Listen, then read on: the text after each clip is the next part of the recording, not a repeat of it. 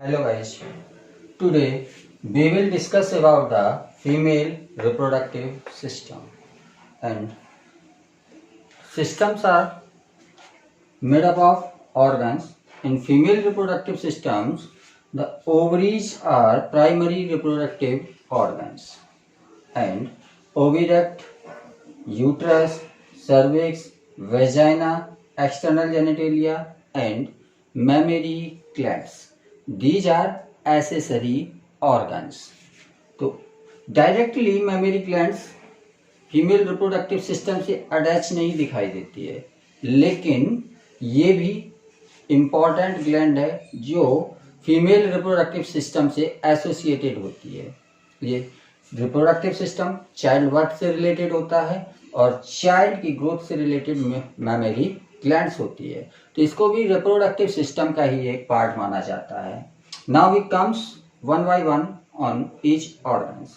तो first we comes on ovaries. Ovaries are one pair present in abdominal cavity of the female in the pelvic region।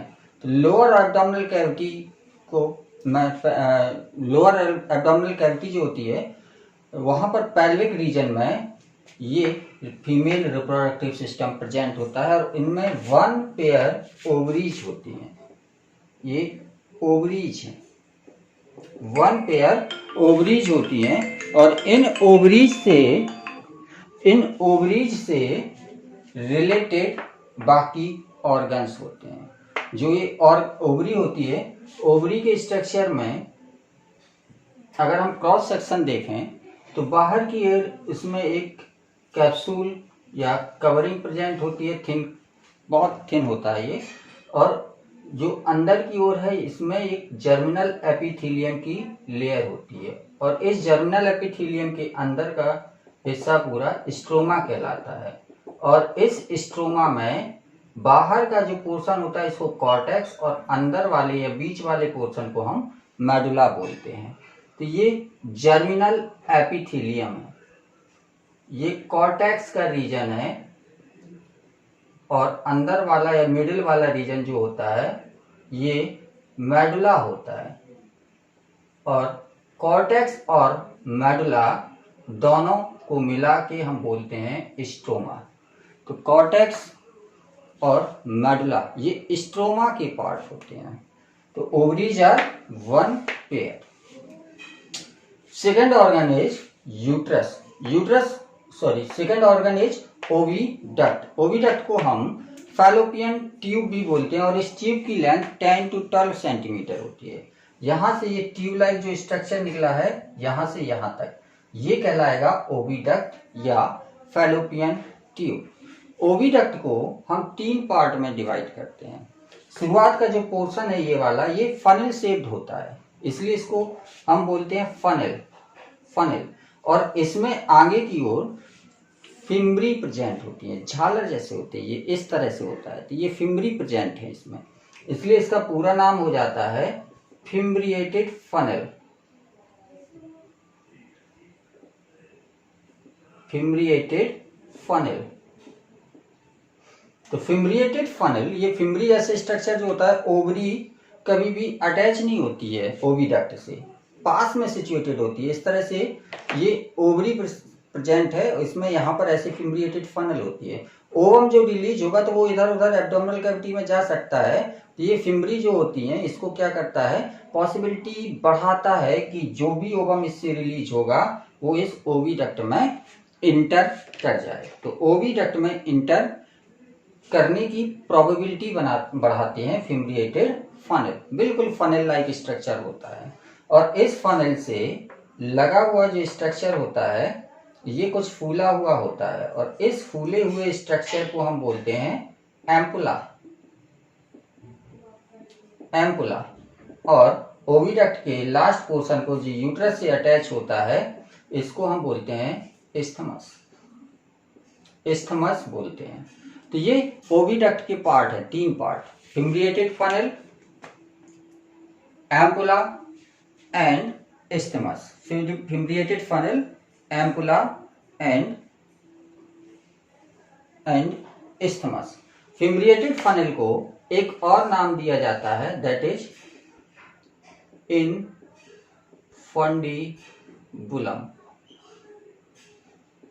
इनफंडीबुलम, fimbriated funnel को ही हम इनफंडीबुलम बोलते हैं।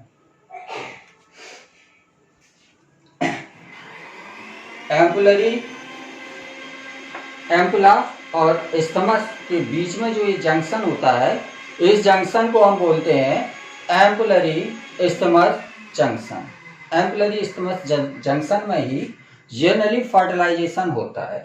यहाँ से ओवम रिलीज होगा, ओवम रिलीज होके ये एम्पुलरी isthmus जंक्शन में आएगा, और जो सीमेन रिलीज किया जाएगा इन दी वेजाइनल पार्ट, वो सीमेन से स्पर्म मूव करके आएंगे ओविडक्ट में, और इस एम्पुलरी isthmus जंक्शन में दोनों का फर्टिलाइजेशन होता है।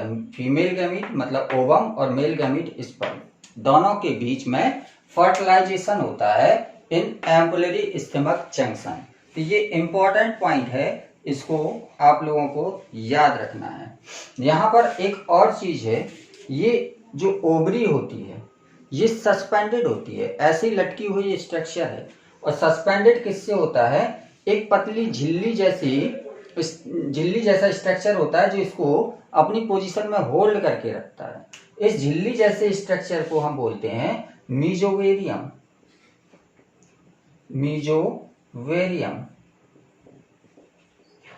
मीजोवेरियम ओवरी को अपनी पोजीशन पर स्थिर रखने में हेल्प करती है, और ये झिल्ली एक तरफ से ओविडक्ट में जुड़ी हुई है, दूसरी तरफ से यूट्रस से जुड़ी हुई है, और तीसरी तरफ से ये ओवरी से जुड़ी हुई है। तो मीजोवेरियम का काम क्या है? ये मीजोवेरियम ओवरी को होल्ड रखती है। अब आते हैं थर्ड स्ट्रक्चर, यूट्रस। यूट्रस को हम बोम्ब भी बोलते हैं, हिंदी में इसको कोख बोलेंगे। बोम्ब मतलब कोख। तो यूट्रस जो स्ट्रक्चर होता है ये थिक मस्कुलर स्ट्रक्चर होता है, और इसका शेप इनवर्टेड पियर शेप होता है, उल्टी नाशपाती की तरह ये पड़ा हुआ होता है। तो इनवर्टेड पियर शेप्ड होता है, मस्कुलर स्ट्रक्चर है, हाईली मस्कुलर स्ट्रक्चर है। इसमें मसल लेयर काफी थिक होती है, मसल लेयर काफी थिक होती है इसमें। और ये मैन पोर्शन होता है जहां पर ब्लास्टोसिस्ट का इम्प्लांटेशन होता है। ये जो फर्टिलाइजेशन हुआ था, जाइगोट बना, जाइगोट यहाँ से जब तक यूट्रस में आएगा तब तक 8 to 32 सेल स्टेज का हो जाएगा, और वो 8 to 30 सेल स्टेज जो होती है उसको हम बोलते हैं ब्लास्टोसिस्ट। अभी एम्ब्रियोनिक डेवलपमेंट पढ़ेंगे तब ब्लास्टोसिस्ट को हम डिटेल में पढ़ेंगे, और उसी ब्लास्टोसिस्ट का इम्प्लांटेशन होता है इस यूट्रस की वॉल में। यूट्रस हाईली मस्कुलर होता है, और ये 3 पार्ट से बना हुआ होता है। यूट्रस की जो मसल होती है, ये मस्कुलर लेयर होता है, ये यूट्रस की जो वॉल होती है इसको हम 3 पार्ट में डिवाइड करते हैं। सबसे बाहर की जो लेयर होती है ये कहलाती है पेरीमेट्रियम। पेरी वर्ड लगा हुआ है, पेरी वर्ड का मतलब क्या होता है? चारों ओर। पेरी का मतलब होता है चारों ओर, पेरीफेरी में। तो सबसे बाहर की जो लेयर होती है ये लेयर कहलाएगी पेरीमेट्रियम।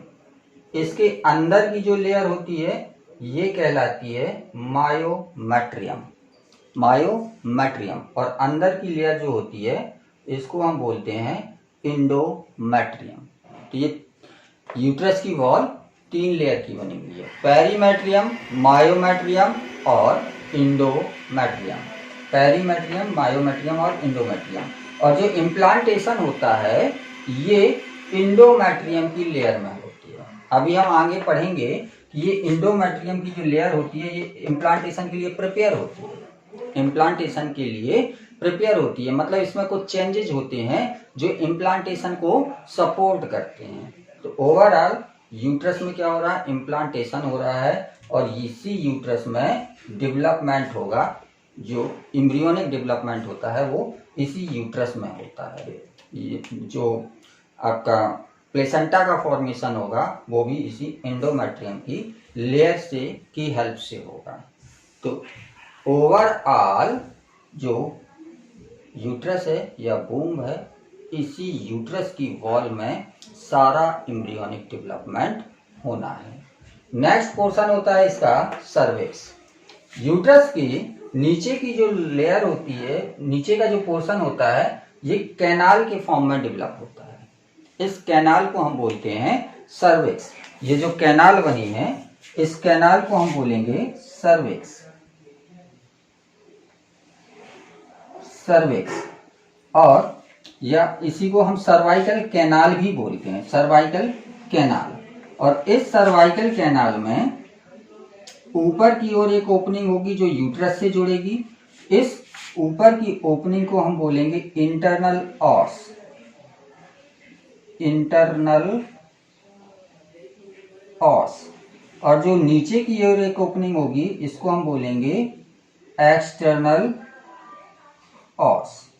इंटरनल ऑस और एक्सटर्नल ऑस, ये कैनाल जैसा स्ट्रक्चर क्या है? सर्विक्स या सर्वाइकल कैनाल। ये सीमेन को रिसीव करता है। सीमेन यहाँ पर अकुमुलेटेड होता है। इंसेमिनेशन के टाइम पर जो सीमेन रिलीज होता है वो सर्विक्स में ही रिसीव होता है। और इसके नीचे ये ट्यूब लाइक जो स्ट्रक्चर है, ये ट्यूब लाइक स्ट्रक्चर कहलाता है वेजाइना। वेजाइना। और इसी ये वेजाइना एक ट्यूबुलर स्ट्रक्चर होता है, ये मस्कुलर होता है, और इसमें म्यूकोसा में म्यूकस ग्लैंड्स बहुत ज़्यादा होती है, इसलिए ये लुब्रिकेटिंग पोर्शंस भी होता है, जिसमें पेनिस का फ्रिक्शनलेस मूवमेंट होता है। Frictionless movement of penis takes place inside the vagina. Next organ है एक्सटर्नल जेनिटेलिया। एक्सटर्नल जेनिटेलिया में भी कई ऑर्गन, ये मिक्सचर होता है कई ऑर्गन्स का, और ये बाहर से विजिबल पोर्शन है जिसको हम बाहर से देख सकते हैं। इस एक्सटर्नल जेनिटेलिया में एक कैविटी जैसा स्ट्रक्चर होता है। इस कैविटी को, ये अंदर जो कैविटी बनी है, इस कैविटी को हम बोलते हैं वेस्टिब्यूल्स। वेस्टिब्यूल्स। और इन एक्सटर्नल जेनिटेलिया में पहला पोर्शन होता है मॉन्स प्यूबिस का। Mons pubis. ये मॉन्स प्यूबिस जो होता है, इसमें फैट डिपॉजिट होता है। फैट के ऊपर स्किन होगी और स्किन के ऊपर हेयर्स डेवलप होंगे जिनको हम बोलते हैं प्यूबिक हेयर्स। Pubic hairs. तो ये सबसे ऊपर का पोर्शन होता है, एक्सटर्नल जेनिटेलिया के ऊपर का पोर्शन होता है, जो फैट की डिपोजिशन की वजह से थोड़ा सा थिक हो जाता है, और इस फैट के ऊपर स्किन की लेयर होती है और स्किन के ऊपर प्यूबिक हेयर्स प्रेजेंट होते हैं। दूसरा पोर्शन होता है इसका लेविया मेजोरा। मेजोरा। लेविया मतलब होता है लिप्स, और मेजोरा मतलब होता है लार्ज। तो ये लार्ज लिप्स हैं, थिक फ्लैसी लिप्स हैं, थिक फ्लैसी लिप्स हैं, जो मॉन्स प्यूबिस के एक्सटेंशन से बनते हैं। मॉन्स प्यूबिस नीचे की ओर एक्सटेंड कर जाते हैं और लिप्स का, लार्ज लिप्स का फॉर्मेशन करते हैं, थिक फ्लैसी लिप्स का फॉर्मेशन करते हैं। इनको हम बोलेंगे लेविया मेजोरा। और यही लेविया मेजोरा के अंदर ये वेस्टिब्यूल प्रेजेंट होता है, कैविटी का फॉर्मेशन करते हैं। इस कैविटी को हम बोलेंगे वेस्टिब्यूल। तीसरा स्ट्रक्चर होता है इसमें labia minora. Labia minora. Labia मतलब फिर लिप्स, और माइनोरा मतलब स्मॉलर, माइनर, छोटे। तो ये छोटे लिप्स हैं, ये थिन होते हैं। लेविया मेजोरा थिक फ्लैसी होते थे, ये थिन फोल्ड्स ऑफ स्किन होते हैं। इसमें स्किन की थिन फोल्डिंग्स होती हैं जो बाहर की ओर इवेजिनेटेड होते हैं, बाहर की ओर निकले हुए होते हैं, और ये जनरली कवर किए रहते हैं वेस्टिब्यूल को। और इस वेस्टिब्यूल में एक ओपनिंग होती है जो यूरेथ्रा की ओपनिंग है। एक्सक्रीटरी ऑर्गन, एक्सक्रीटरी सिस्टम को अगर हम देखें तो एक्सक्रीटरी सिस्टम में इसमें भी किडनी होगी, यूरेटर होंगे, फिर यूरिनरी ब्लैडर होगा, यूरेथ्रा होगा, और ये यूरेथ्रल ओपनिंग जो है ये ऊपर की ओर होती है। ये है यूरेथ्रल ओपनिंग, यूरेथ्रल ओपनिंग। और नीचे की ओर एक लार्ज ओपनिंग होती है, ये लार्ज ओपनिंग होती है वेजाइना की। तो वेजाइना की जो ओपनिंग है ये नीचे की ओर होती है, ये लार्ज होती है वेजाइनल ओपनिंग। और इस वेजाइनल ओपनिंग के ऊपर एक मेम्ब्रेन कवर चढ़ी हुई होती है। इस मेम्ब्रेन को हम बोलते हैं हाइमेन, हाइमेन। और ये हाइमेन की लेयर में एक छोटा सा पोर होता है, ये पोर मेंस्ट्रुअल फ्लो को बाहर आने देता है। जो मेंस्ट्रुअल फ्लो होगा, मेंस्ट्रुअल साइकिल्स फीमेल में चलती है, उनसे जो ब्लड निकलता है या मेंस्ट्रुअल फ्लो कहते हैं उसको, वो मेंस्ट्रुअल फ्लो बाहर निकलने के लिए एक या दो छोटे छोटे से पोर होते हैं, काफी छोटे पोर होते हैं जिनसे केवल मेंस्ट्रुअल फ्लो ही बाहर आ सकता है। और ऐसा माना जाता है कि ये जो हाइमेन की लेयर है ये वर्जिनिटी को इंडिकेट करता है। ऐसा पहले माना जाता था कि ये वर्जिनिटी को इंडिकेट करता है, लेकिन अब ऐसा नहीं माना जाता है, क्योंकि ये हाइमेन की लेयर जो होती है ये काफी थिन मेम्ब्रेन की बनी होती है और ये क्वाइटस के समय टूट सकती है। तो अगर क्वाइटस के समय टूटी तब तो ठीक है, वर्जिनिटी से इसका रिलेशन नहीं हुआ। लेकिन कई बार क्या होती है कि ये क्वाइटस के अलावा, जैसे कोई स्पोर्ट गर्ल है, हॉर्स राइडिंग कर रही है कोई गर्ल, या साइकिलिंग कर रही है, या किसी को अचानक से कोई सडन फॉल या जॉल्ट हो गया, सडन फॉल या जॉल्ट्स में भी ये रप्चर कर सकती है। इंसर्शन ऑफ वेजाइनल टेम्पोन में भी ये रप्चर कर सकती है। वेजाइनल टेम्पोन कहलाते हैं, ये एक स्ट्रक्चर होता है इस तरह का जो वेजाइना से निकलने वाले मेंस्ट्रुअल फ्लो को एब्जॉर्ब करता है। इस वेजाइनल टेम्पोल को हम इसमें फिट कर देते हैं। जब फिट करेंगे तो ये क्या होगा, हाइमेन की लेयर को रप्चर कर देगा और ये किसी भी जर्क, कोई भी जर्क हो उसमें ये टूट सकती, फट सकती है। तो इसको हम एक डेफिनेट साइन वर्जिनिटी का नहीं मानते हैं।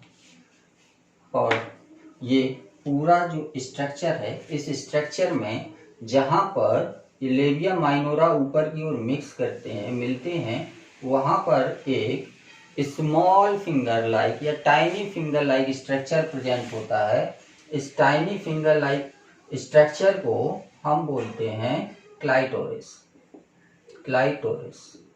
और ये क्लाइटोरिस जो होती है ये हाईली सेंसिटिव पार्ट होता है फीमेल के एक्सटर्नल जेनेटेलिया का। हमने मेल के एक्सटर्नल जेनेटेलिया में पढ़ा था कि ग्लांस पेनिस जो होता है वो हाईली सेंसिटिव पोर्शन होता है। फीमेल के एक्सटर्नल जेनेटेलिया में क्लाइटोरिस जो होता है ये हाईली सेंसिटिव स्ट्रक्चर होता है। यहाँ पर दो एनालॉगी भी होती हैं। एनालॉगी क्या है कि अगर हम मेल के एक्सटर्नल जेनेटेलिया और फीमेल के एक्सटर्नल जेनेटेलिया को कंपेयर करें तो clitoris is analogous to penis. Clitoris penis के एनालॉगस होता है और ये लेबिया मेजोरा होता है जो ये एनालॉगस होता है स्क्रोटम या स्क्रोटल सैक के। एनालॉगस हम क्यों बोलते हैं, क्योंकि अगर दोनों के एम्ब्रियोनिक डेवलपमेंट को हम कंपेयर करें, मेल और फीमेल के रिप्रोडक्टिव सिस्टम के ओरिजिन को हम कंपेयर करें तो हम देखते हैं कि ड्यूरिंग डेवलपमेंट शुरुआत में दोनों एक जैसे होते हैं, लेकिन बाद में कुछ स्ट्रक्चर्स जो होते हैं वो अलग अलग हो जाते हैं और उनकी ओरिजिन जो होती है वो सिमिलर होती है। तो हम अगर उनकी स्टडी करें तो हमें क्लाइटोरिस पेनिस के एनालॉगस नजर आता है और लेबिया मेजोरा जो होता है ये स्क्रोटल सैक के एनालॉगस नजर आता है। लास्ट ऑर्गन होता है इसमें mammary gland. Mammary glands are one pair, एक पेयर मैमेरी ग्लैंड्स होती हैं और ये फंक्शनल होती हैं इनटू फीमेल और मेल में ये नॉन फंक्शनल होती हैं। और फीमेल के जो फंक्शनल मैमेरी ग्लैंड्स होते हैं इनको हम ब्रेस्ट बोलते हैं। और इस ब्रेस्ट में ग्लैंडुलर टिश्यू प्रेजेंट होते हैं। ये ग्लैंड्स हैं, ये ग्लैंडुलर टिश्यू के बने हुए हैं और ये फैट का डिपोजिशन होता है। तो breast are formed of glandular tissue and fats. Variable amount of fats होता है, मतलब अलग अलग इंडिविजुअल में अलग अलग अमाउंट में फैट प्रेजेंट होगा। ये ग्लैंडुलर टिश्यू जो होता है ये मैमेरी, इसमें मैमेरी लोब्स प्रेजेंट होते हैं, छोटे छोटे से लोब्यूल्स होंगे और इनको हम बोलते हैं मैमेरी लोब्स। इनका नंबर 15 से 20 होता है, 15 to 20 मैमेरी लोब्स प्रेजेंट होते हैं। और इन मैमेरी लोब्स का फॉर्मेशन जो होता है ये एल्वोलस से होता है, जिनको हम मैमेरी एल्वोलस बोलते हैं। और ये एल्वोलस का स्ट्रक्चर अगर हम देखें तो जो एल्वोलस होता है इसमें इस तरह से चारों ओर सेल्स होंगी और बीच में एक ल्यूमेन होगा। और ये जो मैमेरी एल्वोलस की सेल हैं, एल्वोलर सेल्स, ये मिल्क का सिक्रीशन करती हैं। इनमें मिल्क का फॉर्मेशन होता है और ये मिल्क इस कैविटी में अकुमुलेट होता है। तो एल्वोलस का जो स्ट्रक्चर है ये एल्वोलर सेल्स और ल्यूमेन से बना होता है। एल्वोलर सेल्स मिल्क का सिक्रीशन करती हैं और ये मिल्क इस कैविटी में स्टोर हो जाता है। और इन एल्वोलस से स्मॉल डक्ट्स बाहर निकलती हैं। इन डक्ट्स को हम बोलते हैं मैमेरी ट्यूब्यूल्स, मैमेरी ट्यूब्यूल्स। और ये मैमेरी ट्यूब्यूल्स आगे चलकर मिलकर बनाती हैं मैमेरी डक्ट्स। एक लोब में जितनी भी ट्यूब्यूल्स हैं ये आपस में मिल जाएंगी और मैमेरी डक्ट का फॉर्मेशन करेंगी। और इस मैमेरी डक्ट का आगे का हिस्सा कुछ फूला हुआ होता है। इस फूले हुए हिस्से को हम बोलते हैं एम्पुला। आप कॉमन टर्म देख रहे हैं, यहाँ पर भी आपने देखा था फूला हुआ हिस्सा जो था इसको हम क्या बोलते हैं, एम्पुला। तो जितने भी फूले हुए घड़े जैसे स्ट्रक्चर होते हैं उन सबको हम एम्पुला ही कॉमन टर्म देते हैं। तो ये एम्पुला है। तो एम्पुला का क्या है, मैमेरी डक्ट के आगे का हिस्सा जो कि फूला हुआ है। और ये एम्पुला से कंटिन्यू होती है एक डक्ट जिसको हम बोलते हैं लैक्टिफेरस डक्ट, लैक्टिफेरस डक्ट। और ये लैक्टिफेरस डक्ट बाहर एक एक्सटेंशन में खुलते हैं। इस एक्सटेंशन को हम बोलते हैं निप्पल, इस एक्सटेंशन को हम बोलेंगे निप्पल। तो एक लोब से एक लैक्टिफेरस डक्ट निकल रही है। 15 से 20 लोब थे तो 15 से 20 डक्ट निप्पल में ओपन करेंगे। ये इंपॉर्टेंट पॉइंट है, इस पर क्वेश्चन आया है नीट में, इस पर क्वेश्चन पूछा गया है। तो 15 से 20 ओपनिंग होंगी लैक्टिफेरस डक्ट की इन द निप्पल। और इस निप्पल के चारों ओर एक ब्राउन कलर का या डार्क पिगमेंटेड एरिया होता है। इस डार्क पिगमेंटेड एरिया को हम बोलते हैं एरियोला, एरियोला, एरियोला। तो this is all about the female reproductive system. बाकी का पोर्शन हम आगे कंटिन्यू करेंगे।